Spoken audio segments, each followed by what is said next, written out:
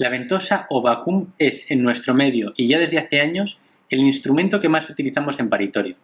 Esto se debe a su facilidad de aplicación y a su menor tasa de desgarros perineales con respecto al fórceps.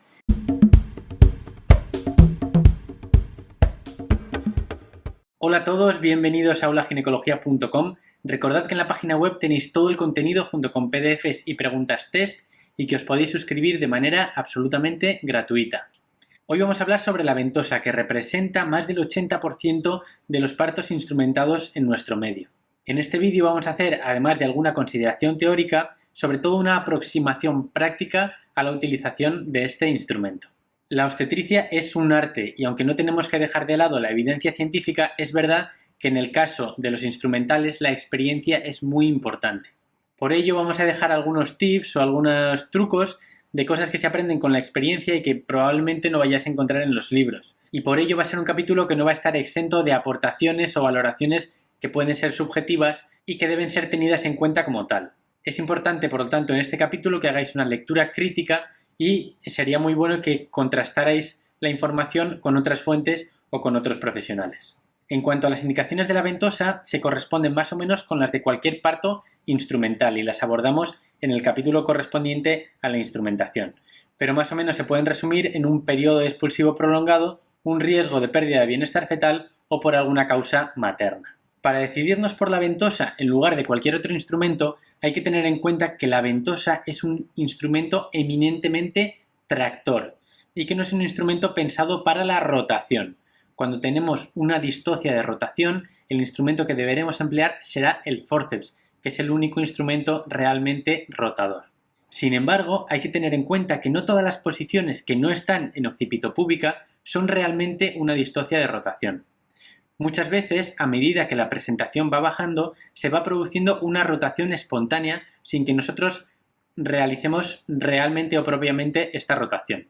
No es infrecuente, por lo tanto, que nosotros coloquemos la ventosa en posiciones transversas o incluso en posteriores y que terminemos el parto o el expulsivo en occipito púbica. Aunque la teoría dice que la ventosa debe colocarse en tercer y cuarto plano de Hodge, la realidad es que con la suficiente experiencia y en determinadas situaciones podemos colocar la ventosa en planos todavía más altos.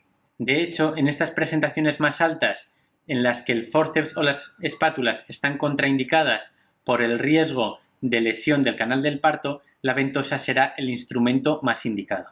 Por ejemplo, algunas de estas situaciones. En grandes multíparas a veces ocurre que la presentación no se encaja correctamente y sin embargo, una vez aplicamos la ventosa sí que conseguimos un parto relativamente fácil, aunque coloquemos la ventosa en un plano más alto que el tercer plano. Otra situación todavía más exagerada es lo que ocurre en un parto gemelar en el segundo gemelo cuando está encefálica. A veces colocamos la ventosa incluso sobre estrecho superior. Sin embargo, no debemos olvidar que la prudencia es algo fundamental en la obstetricia y no debemos desestimar la idea de abandonar la vía vaginal del parto y recurrir a la cesárea en caso de que el parto no progrese adecuadamente.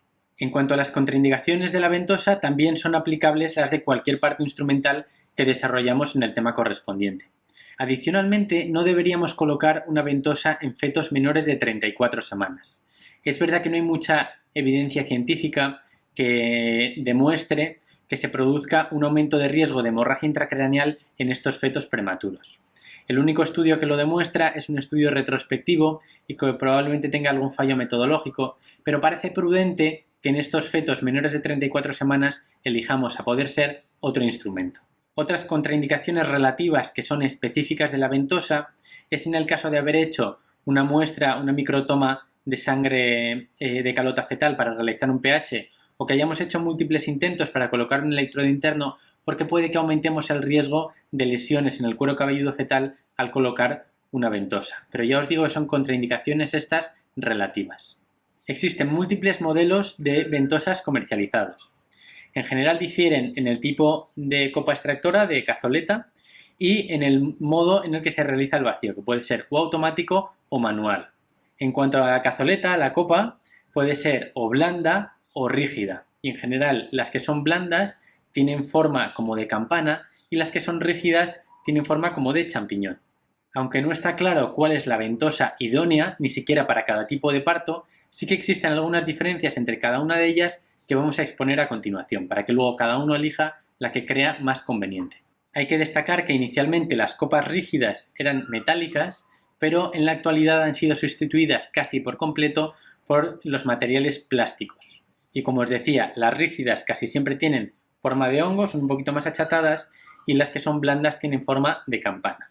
Si comparamos la cazoleta rígida frente a la cazoleta blanda, parece que la cazoleta rígida tiene menos tasa de fracaso que la blanda, un 10% de fracaso de la rígida frente a un 15% de la blanda. Pero por su parte la cazoleta blanda tiene menos tasa de lesión del cuero cabelludo. En cuanto a la forma, parece que la forma de hongo de las cazoletas rígidas hace que la fuerza tractora sea mucho mayor que la de la cazoleta con forma de campana, de las cazoletas blandas. En nuestro equipo tenemos experiencia en la utilización de la cazoleta rígida de plástico con una ventosa que se llama de tipo kiwi, que tiene un mecanismo de extracción manual, frente a las cazoletas de metal que tienen un dispositivo de extracción automático. Vamos a hacer una comparación de estos dos tipos de cazoleta basada en nuestra experiencia, pero sin el respaldo de la evidencia científica y por lo tanto debe ser tenido únicamente en cuenta desde esta perspectiva. Es probable que la ventosa metálica sea algo más lesiva que la ventosa de plástico, aunque no hay una evidencia científica que avale esta impresión. Sí que hemos visto que la ventosa de plástico, la que llamamos tipo kiwi, tiene una curva de aprendizaje mayor que la ventosa metálica. ¿Esto en qué se traduce? Que en los equipos con menos experiencia en la utilización de la ventosa tipo kiwi refieren que este tipo de ventosa derrapa más, se suelta más que la ventosa metálica.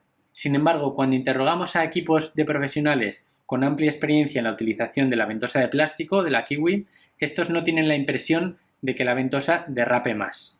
La conclusión que extraemos es que la ventosa tipo kiwi requiere un periodo de aprendizaje bastante más largo para minimizar la tasa de fracasos. Otra ventaja de la ventosa tipo kiwi es que es mucho más rápida. Nosotros podemos hacer el vacío tan rápido como queramos. El dispositivo de vacío eléctrico necesita 2 o 3 minutos para generar el vacío. Sin embargo, cuando el dispositivo es manual, lo podemos generar casi instantáneamente si es necesario. Por ejemplo, ante una situación de extrema urgencia en la que tenemos que tratar de sacar al feto lo antes posible, la kiwi nos da esa rapidez. Y por ejemplo, también en las cesáreas, cuando queremos sacar al feto rápidamente y no lo podemos sacar de manera manual, la ventosa tipo kiwi probablemente sea más útil por su rapidez. Vale, ¿cómo colocaremos la ventosa? Lo primero de todo es imprescindible que conozcamos bien la posición. Además tenemos que tener en cuenta el posible acabalgamiento, la presencia de caput y el posible asinclitismo. Aunque el punto óptimo en el que debemos colocar la ventosa es en teoría siempre el mismo, que ahora lo explicaremos, en función de estas variables del asinclitismo, de la presencia de caput, podemos variar ligeramente el punto en el que colocamos la ventosa. Antes de todo debemos cerciorarnos que la vejiga esté vacía, bien sea por micción espontánea o por sondaje vesical. En caso de no contar con analgesia regional, con epidural, el instrumento que debemos utilizar es la ventosa. Es verdad que es preferible utilizarla en pacientes que tengan puesta la epidural, pero en caso de que necesitemos aplicar un instrumento en mujeres sin epidural, mejor siempre una ventosa. El forceps es fácil que dé bastante dolor y sin embargo la ventosa en principio no aumenta mucho el dolor con respecto a un parto normal. A continuación localizaremos el punto en el que vamos a colocar la ventosa, que se conoce por algunos autores como el punto de flexión. Este punto se localiza entre 2 y 3 centímetros por delante de la fontanela posterior, de la fontanela menor. Como referencia podemos tener en cuenta que el borde de la cazoleta deberá estar en contacto justo con el principio de la fontanela posterior. Antes de colocar la cazoleta podemos secar un poquito la cabecita del feto y podemos poner un poquito de lubricante alrededor de la cazoleta, no dentro, sino alrededor, para facilitar su inserción. Aunque el punto de flexión es un punto relativamente exacto, va a haber determinadas circunstancias en las que vamos a poder variar ligeramente el sitio en el que vamos a colocar la ventosa. Por ejemplo, si hay mucho caput, podemos intentar evitar el caput para minimizar las probabilidades de que la ventosa derrape o se suelte. Además, aunque no hay evidencia al respecto, sí que parece que si colocamos la ventosa justo en el caput podemos empeorar la presencia de este caput, hacerlo un poquito más grande. En fetos que tengan mucho caput nos podemos plantear la necesidad de colocar un fórceps en lugar de una ventosa, porque la ventosa, cuando la colocamos en un feto con mucho caput, es fácil que nos derrape. En grandes multíparas, sobre todo si el feto no es muy grande, no es infrecuente que la cabeza fetal descienda por el canal del parto deflexionada. En estas situaciones nos encontraremos presentaciones de frente o incluso de cara. Cuando identificamos esta situación en presentaciones que todavía no están demasiado bajas, podemos tratar de colocar la ventosa siempre que seamos capaces de llegar al punto de flexión. Así flexionaremos la cabeza y convertiremos esta presentación de flexionada, a veces incluso de frente, en posiciones más flexionadas y que por lo tanto van a facilitar el parto. Antes de la aplicación del vacío es imprescindible que comprobemos que ningún tejido materno se nos haya colado entre la ventosa y la cabeza fetal. Una vez hayamos comprobado esto, realizaremos un pequeño vacío de unos 150 milímetros de mercurio y volveremos a comprobar que ningún tejido esté entre la cazoleta y la cabeza del feto. Una vez hayamos comprobado esto, ahora sí realizaremos el vacío por completo. Inicialmente se recomendó aplicar el vacío en un periodo de tiempo bastante largo, entre 8 y 10 minutos. Sin embargo, esta conducta no ha demostrado reducir la tasa de lesiones en el feto, y en la actualidad la recomendación es que realicemos el vacío en un periodo corto de tiempo, no muy rápido, pero con hacerlo entre 1 y 2 minutos será suficiente. Se recomiendan presiones de vacío entre 450 milímetros de mercurio y 600 milímetros de mercurio.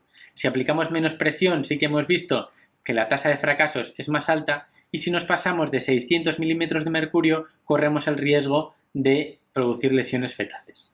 En cuanto a la tracción, es importante que la tracción la realicemos junto con el pujo materno, coincidiendo con las contracciones. Aunque la fuerza aplicada que se recomienda se sitúa entre 10 y 15 kilos de fuerza, la realidad es que la mayoría de los dispositivos no cuentan con medidores de fuerza y por lo tanto será el obstetra el que determine la fuerza que va a tener que aplicar.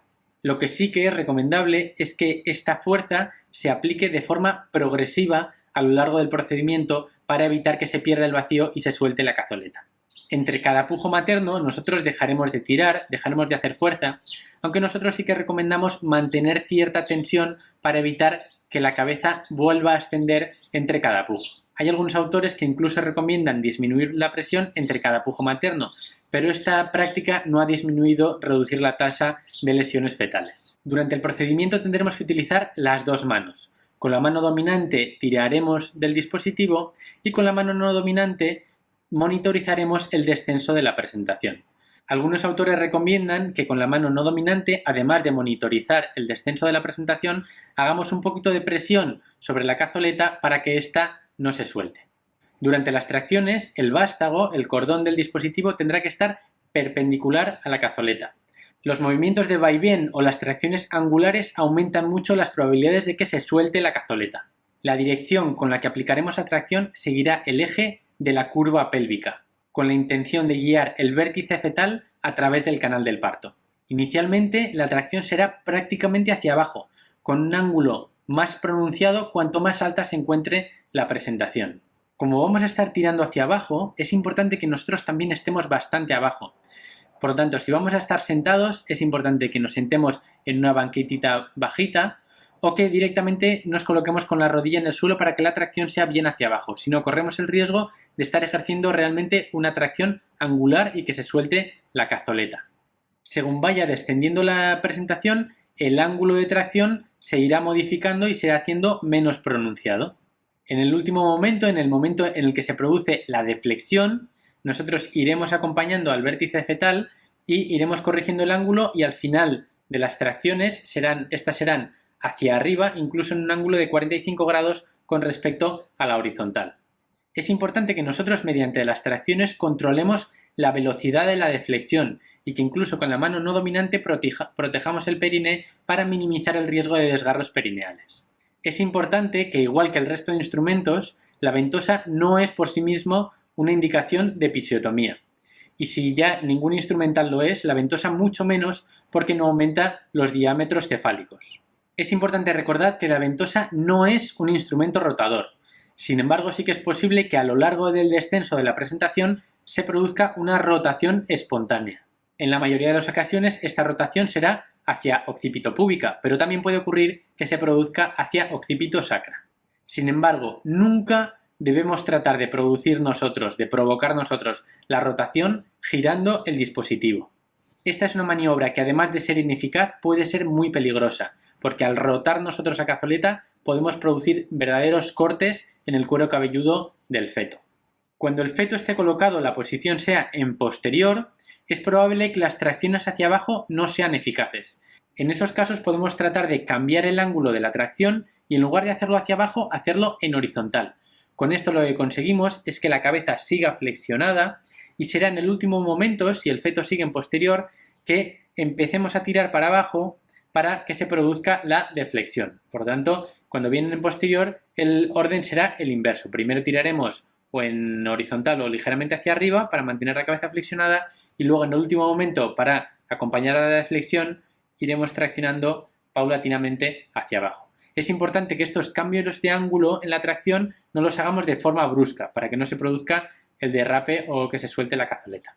En ocasiones, posiciones que están en posterior, empezamos las tracciones y a lo largo del descenso de la presentación el feto se rota espontáneamente y tenemos que reconsiderar la dirección de la tracción. Por tanto, tenemos que tener cierta flexibilidad a la hora de determinar la dirección de las tracciones.